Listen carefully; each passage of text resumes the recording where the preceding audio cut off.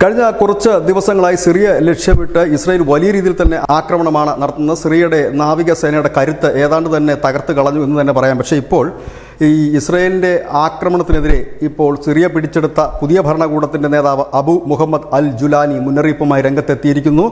ഹിസ്ബുള്ളയുടെ ശക്തി കേന്ദ്രങ്ങളിലാണ് ആക്രമണം നടത്തുന്നത് എന്ന് പറഞ്ഞുകൊണ്ട് ഇസ്രായേൽ നടത്തുന്നത് സിറിയയുടെ സൈനിക ഡിപ്പോകളിലും മറ്റുമാണ്. ഇത് അനുവദിക്കാൻ കഴിയില്ല, എല്ലാ സീമകളും ലംഘിച്ചിരിക്കുകയാണ് എന്നാണ് അബു മുഹമ്മദ് അൽ ജുലാനി പറയുന്നത്. ഇനിയും ഇത് തുടർന്നാൽ തങ്ങൾ തിരിച്ചടിക്കുമെന്നുകൂടി സിറിയയുടെ പുതിയ ഭരണകൂടം പറയുന്നു. തങ്ങൾക്ക് നിലവിൽ ഇറാനുമായിട്ടാണ് ശത്രുതയുള്ളത്, ഇറാൻ ജനതയുമായിട്ടല്ല. വേണ്ടി വന്നാൽ തങ്ങൾ ഇസ്രയേലിനെതിരെ ആക്രമണം നടത്താൻ സാധ്യതയുണ്ട് എന്നുകൂടി ഈ പുതിയ ഭരണകൂട നേതാവായ അബു മുഹമ്മദ് അൽ ജുലാനി പറയുന്നു. ഇതിനിടയിൽ American state secretary Antony Blinken സിറിയയിലെ പുതിയ ഭരണകൂടവുമായി ചർച്ചകൾ നടത്തിവരുന്നു. ഇതിനിടയിൽ ബെഞ്ചമിൻ നെതന്യാഹു ഇസ്രയേലിലെ കരസേനയ്ക്ക് ആക്രമണത്തിന് ഉത്തരവിട്ടതായിട്ടാണ് പുറത്തുവരുന്ന വിവരം.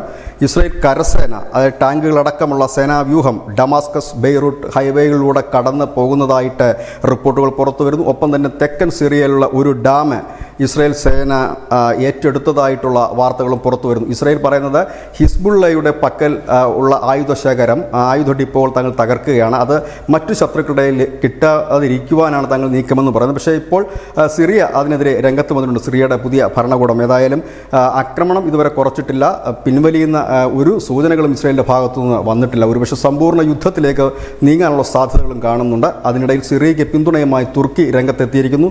തുർക്കി പറഞ്ഞത് വേണ്ടി വന്നാൽ സിറിയയ്ക്ക് തങ്ങളുടെ സേനയെ വിട്ടു നൽകും എന്നാണ്. News India Malayalam.